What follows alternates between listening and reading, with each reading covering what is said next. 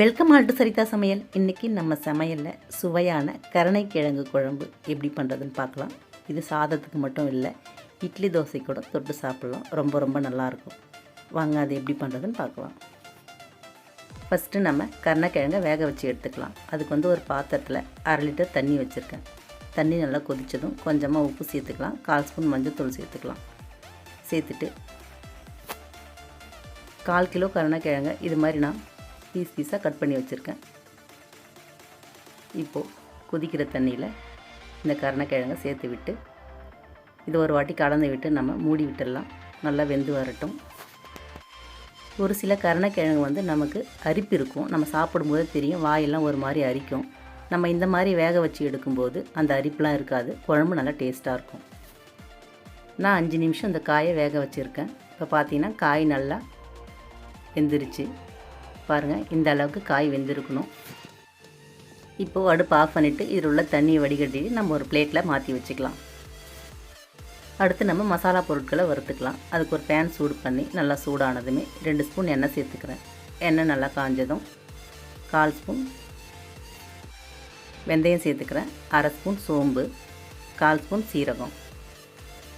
இது செவந்து வரட்டும், வறுத்து விட்டுடலாம். அடுப்பை சிம்மில் வச்சுட்டு நம்ம இதை வறுத்துக்கலாம், இல்லைன்னா சீக்கிரமாக தீஞ்சு போயிடும். இப்போ பார்த்திங்கன்னா இது ஓரளவுக்கு செவந்துருச்சு. இப்போ இது கூடவே நான் 1/2 வெங்காயம் கட் பண்ணி வச்சுருக்கேன், நீல வாக்கில் சேர்த்துக்கலாம். இதுக்கு பதில் நம்ம சின்ன வெங்காயம் இருந்தால் கூட 4 சேர்த்துக்கலாம். நான் பெரிய வெங்காயத்தில் பாதி எடுத்து கட் பண்ணி சேர்த்துருக்கேன். இப்போ இது கூடவே 5-6 பல்லு பூண்டு சேர்த்துக்கலாம்.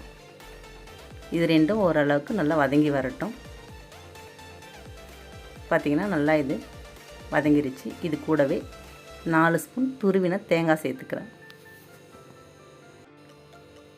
இப்போது தேங்காயை சேர்த்துட்டு 1 நிமிஷம் மட்டும் நம்ம இதை வதக்கி விட்டுடலாம். ஏற்கனவே நமக்கு வெங்காயம் பூண்டெல்லாம் நல்லா வதங்கிருச்சு. இப்போது தேங்காயை மட்டும் நம்ம 1 நிமிஷம் வறுத்து விட்டுக்கலாம். அவ்வளோதான், தேங்காய் நமக்கு ஓரளவுக்கு வறுபட்டுடுச்சு. இது ரொம்ப வதங்க தேவையில்லை தேங்காய். இப்போ பார்த்திங்கன்னா இதை ஆற வச்சு ஒரு மிக்ஸி ஜாரில் கொஞ்சமாக தண்ணி ஊற்றி நம்ம பேஸ்ட்டு மாதிரி அரைச்சி எடுத்துக்கலாம். அடுத்து நம்ம குழம்பு தாளிச்சிக்கலாம். அதுக்கு ஒரு கடாய் அடுப்பில் வச்சுருக்கேன். கடாய் நல்லா காஞ்சதுமே 4 ஸ்பூன் எண்ணெய் சேர்த்துருக்கேன். எண்ணெய் நல்லா காஞ்சதும் 1/4 ஸ்பூன் வெந்தயம், 1/2 ஸ்பூன் கடுகு உளுந்து, இதெல்லாம் நல்லா பொரிஞ்சு வரட்டும். இப்போது கடுகு உளுந்தெல்லாம் பொரிஞ்சதும் 2 வெங்காயம் பொடியை கட் பண்ணி வச்சுருக்கேன். இதையும் சேர்த்து நல்லா வதக்கி விட்டுடலாம். இப்போ பார்த்திங்கன்னா இது கூடவே ஒரு கைப்பிடி அளவு பூண்டு நான் உரித்து வச்சுருக்கேன், அதையும் சேர்த்துடலாம். சேர்த்துட்டு இதெல்லாம் ஒரு 2 நிமிஷம் நல்லா வதங்கி வரட்டும். இது கூடவே 2 பச்சை மிளகாய், ஒரு கொத்து கருவேப்பிலை சேர்த்துக்கலாம். சேர்த்துட்டு நல்லா வதக்கி விட்டுருவோம். பார்த்திங்கன்னா வெங்காயம் நல்லா வதங்கிருச்சு. இப்போது 2 தக்காளி மிக்ஸி ஜாரில் போட்டு அரைச்சி எடுத்துருக்கேன். இது மாதிரி நம்ம தக்காளியை அரைச்சி சேர்க்கும்போது குழம்பு திக்னஸாகவும் டேஸ்ட்டாகவும் இருக்கும்.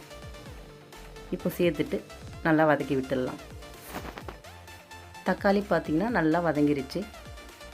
எந்த அளவுக்கு எண்ணெய் பிரிஞ்சு வதங்கியிருக்கு பாருங்கள். இப்போ இது கூடவே 1/4 ஸ்பூன் மஞ்சள் சேர்த்துக்கலாம்.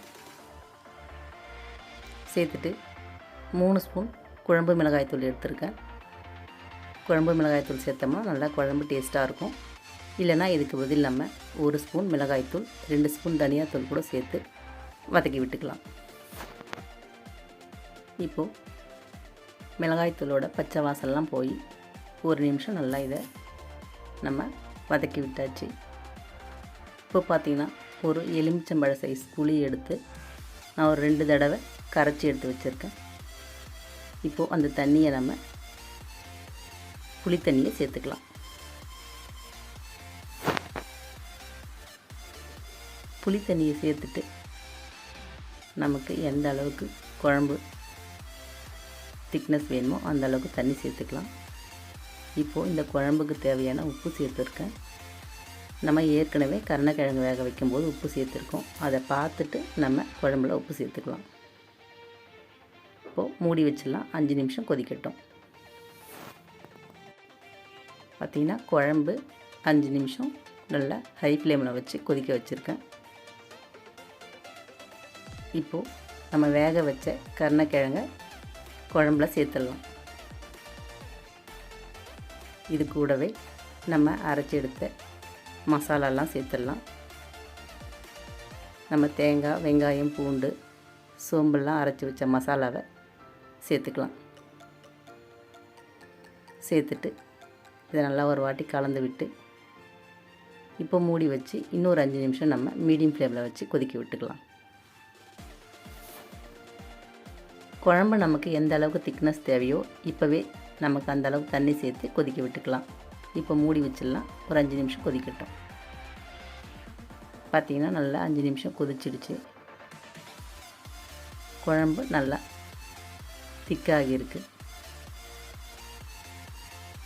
கடைசியாக இதில் 2 ஸ்பூன் நல்லெண்ணெய் சேர்த்துக்கலாம்.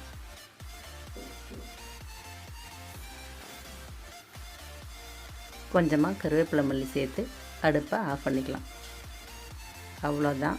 ரொம்ப ரொம்ப சுவையான கருணைக்கிழங்கு குழம்பு சூப்பராக ரெடி ஆகிடுச்சு. இது சாதத்துக்கு மட்டும் இல்லை, இட்லி தோசையோட கூட வச்சு சாப்பிட்லாம். ரொம்ப ரொம்ப டேஸ்ட்டாக இருக்கும். ட்ரை பண்ணி பாருங்கள். தேங்க்யூ.